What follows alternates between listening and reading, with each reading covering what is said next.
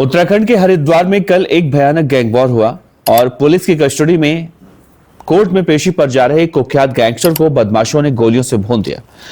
जिस बदमाश को पुलिस कोर्ट में पेशी पर लेकर जा रही थी, उस बदमाश के दुश्मन भी बहुत ज्यादा हैं। कहा जाता है कि वो बदमाश उत्तराखंड के कुख्यात गैंगस्टर सुनील राठी और बदन सिंह बद्दो के लिए काम करता था। 8 साल बाद हुई उत्तराखंड में इस तरह की गैंग वॉर अब एक बार फिर से चर्चा का विषय बनी हुई है। कौन था गैंगस्टर विनय त्यागी जिसे मारने की कोशिश की गई है, और जो मारने आए थे शूटर वो पकड़े गए तो हैं, लेकिन वो किसके इशारे पर आए थे, और इस गैंगस्टर विकी त्यागी का इतिहास क्या है, बदन सिंह बद्दो का इतिहास क्या है, या फिर गैंगस्टर सुनील राठी का इतिहास क्या है, और आखिर 8 साल बाद उत्तराखंड में किस तरह से गैंग वॉर ने फिर से एंट्री मारी है। तो क्या आने वाले समय में भी स्थितियां ऐसी रहेंगी या फिर इसके पीछे की कहानी कुछ और ही है, समझने की कोशिश करेंगे। नमस्कार, मेरा नाम है देवनाथ पांडे और आप देख रहे हैं BDF न्यूज। 8 साल बाद बुधवार को लक्सर में पश्चिमी यूपी के कुख्यात गैंगस्टर विनय त्यागी पर गैंग वॉर में चली गोलियों की गूंज ने लोगों को अब दहशत में डाल दिया है। फ्लाईओवर पर खुलेआम शूटरों ने पुलिस वाहन में पेशी पर ले जा रहे गैंगस्टर विनय त्यागी पर अंधाधुंध गोलियां दागी। इस वारदात ने पूरे जिले के उस काले इतिहास को ताजा कर दिया जब गैंग वॉर में कई जानें चली गई थी। बुधवार को ही वारदात ने साफ कर दिया कि संगठित अपराध भले ही लंबे वक्त तक शांत दिख रहा हो, लेकिन उसकी जड़ें पूरी तरह से खत्म नहीं हुई हैं। जैसे ही मौका मिलता है, गैंग वॉर फिर से सिर उठा लेती है। बात है साल 2017 के 20 नवंबर के, जब उत्तराखंड पुलिस के बर्खास्त सिपाही के से कुख्यात गैंगस्टर बने सुनील राठी के शार्प शूटर देवपाल राणा को रुड़की में कोर्ट परिसर के अंदर 3 शूटरों ने गोलियों से भून दिया था। राणा परिसर में बेंच पर बैठकर अपनी पेशी का इंतजार कर रहा था। गोली लगने से उस वक्त सहारनपुर के एक अधिवक्ता और बीजेपी नेता भी घायल हुए थे।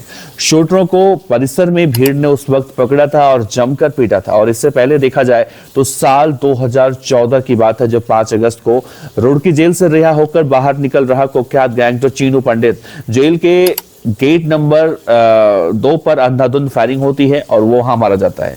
गैंग वॉर में चीनू तो उस वक्त बच गया था, लेकिन उसके 3 साथी मारे गए थे। उसके बड़े भाई समेत 6 लोग घायल हुए थे। बाद में खुलासा हुआ था कि अदावत के चलते सुनील राठी गैंग ने यह हमला करवाया है। वहीं 12 सितंबर 2011 को रुड़की जेल के डिप्टी जेलर रहे नरेंद्र खंपा की गोलियों से भूनकर हत्या कर दी गई थी। सामने आया था कि कुख्यात गैंगस्टर सुनील राठी ने अपने गुर्गों से इस वारदात को अंजाम दिलवाया था। क्राइम एक्सपर्ट की माने तो जिले में गैंग वॉर भले ही कुछ सालों तक शांत रहा हो, लेकिन इसके पीछे का नेटवर्क कभी पूरी तरह से खत्म हुआ ही नहीं था। पुराने गैंगस्टरों के शागिर्द, रिश्तेदार और सहयोगी अब नए नामों और नए तरीकों से एक्टिव हो रहे हैं। जमीन कब्जा हो या फिर वसूली हो, वर्चस्व हो, इनके बदले आज भी आग वही जल रही है, बस चेहरे बदल चुके हैं। ताजा फायरिंग घटना की बात करें तो पुराने विवादों और आपसी रंजिश से ये जुड़ा माना जा रहा है। पुलिस सूत्रों की माने तो कुख्यात बदमाश विनय त्यागी, जिस पर करीब 59 मामले आज के मौजूदा वक्त में दर्ज हैं। यूपी में उसका गैंग रजिस्टर्ड है। उत्तराखंड हो या फिर हरिद्वार जिला, उसका गैंग यहाँ पर देखा तो नहीं जाता, लेकिन उसके गैंग में 17 बदमाश यहाँ बताए जाते हैं। 5 राज्यों से उसका नेटवर्क फैला हुआ है। कहा जाता है कि उत्तराखंड में विनय त्यागी कुख्यात गैंगस्टर सुनील राठी के लिए कभी काम किया करता था, लेकिन अभी पुलिस इस बात की पुष्टि नहीं कर पाई है। लेकिन इस एंगल पर जांच लगातार की जा रही है। 2.5 लाख का इनामी बदमाश बदन सिंह बद्दो, इससे भी जुड़ा था विनय त्यागी। 16 साल की उम्र में अपराध की दुनिया में कदम रखा था। इसके बाद विनय ने 2015 में अजय जडेजा गैंग के शूटर प्रवीण शर्मा और राजीव टिर्री की हत्या कर दी थी। 4 जून 2024 को दिल्ली के कृष्णानगर से विनय त्यागी को मेरठ की पुलिस ने पकड़ा। इसके बाद वो जमानत पर बाहर आया। करीब 1.5 महीने पहले देहरादून पुलिस ने उसे एक चोरी के मामले में भी गिरफ्तार किया था। दरअसल विनय पश्चिमी यूपी के मेरठ के मेडिकल कॉलेज थाने का हिस्ट्री शीटर बदमाश है। मुजफ्फरनगर के पुरकाची थाने के गांव खाई खेड़ी के रहने वाले CMS से रिटायर्ड सेवाराम त्यागी का बेटा विनय त्यागी उर्फ टिंकू बहुत कम उम्र में अपराध की दुनिया में आया। 16 साल की उम्र में उसने कक्षा के अंदर सहपाठी पर जानलेवा हमला सबसे पहले किया था और उस वक्त उसे बाल सुधार गृह भेजा गया। यहां से छूटने के बाद विनय फिर से जुर्म के दुनिया में आ गया और 1985 में शरद त्यागी के गैंग में शामिल हुआ और इसके बाद रंगदारी नहीं देने पर अरोड़ा बेकरी के मालिक की उसने हत्या की थी। बात है साल 2005 की, जब विनय त्यागी ने कुख्यात बदन सिंह बद्दो, नीरज भाटी, धर्मेंद्र सिरोही के साथ मिलकर एक केवल कारोबारी अधिवक्ता शैलेंद्र पाल की पांडव नगर इलाके में गोली मारकर उस वक्त हत्या कर दी थी। उसके बाद साल 2015 में प्रवीण शर्मा और राजीव टिर्री की उसने हत्या की। 2016 में कोतवाली के बुढ़ाना गेट के रहने वाले मनोज गुप्ता को महिला ममता मसीह की मदद से अगवा किया और 1 करोड़ रुपए की फिरौती मांगी। गैंगस्टर विनय पर मेरठ, मुजफ्फरनगर, हरिद्वार और देहरादून में लूट, हत्या, रंगदारी के कुल 46 से ज्यादा मुकदमे दर्ज हैं। विनय जागृति विहार के सेक्टर 1 के मकान नंबर 139 में रहता है। उसकी पत्नी निशी मुजफ्फरनगर के पुरकाजी ब्लॉक से प्रमुख रह चुकी है।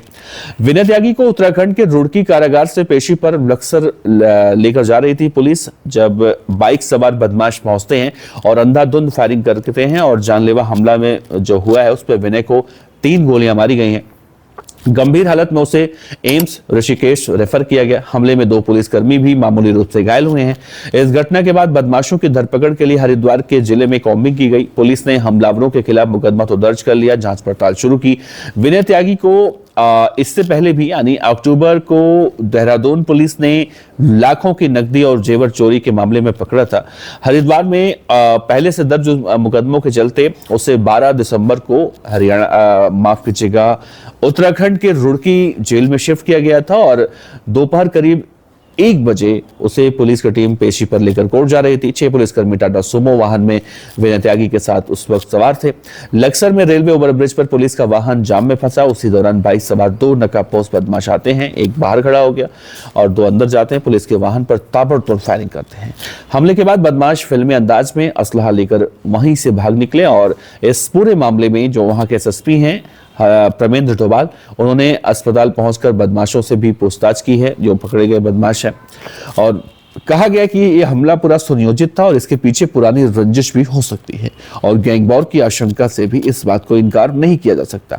ऐसे में बड़ा सवाल है कि जिस तरह से गैंगवॉर हरिद्वार में शुरू हो चुका है, एक बार फिर से जैसा मैंने जिक्र किया साल 2014, 2015, 2018 यानी कि गैंगवॉर का सिलसिला जो कभी खत्म हो गया था या फिर ये कहें कि शांत हो गया था, उसकी जड़ें खत्म नहीं हुई थी। अब गैंगस्टर विनय त्यागी जिंदा बचता है या मारा जाता है ये तो खैर आने वाले वक्त में मालूम चलेगा, लेकिन जिस तरह से जिस फिल्मी अंदाज में ये कांड हुआ है उसे देखकर तो यही अंदाजा लगाया सकता है कि उत्तराखंड भी अब दिल्ली, हरियाणा, पंजाब, राजस्थान की तरह गैंगवॉर और गैंगस्टरों के चपेट में आ चुका है। फिलहाल इस पूरे मामले में आपका क्या कहना है? अपने विचार रखिएगा मित्रों। नमस्कार, जय।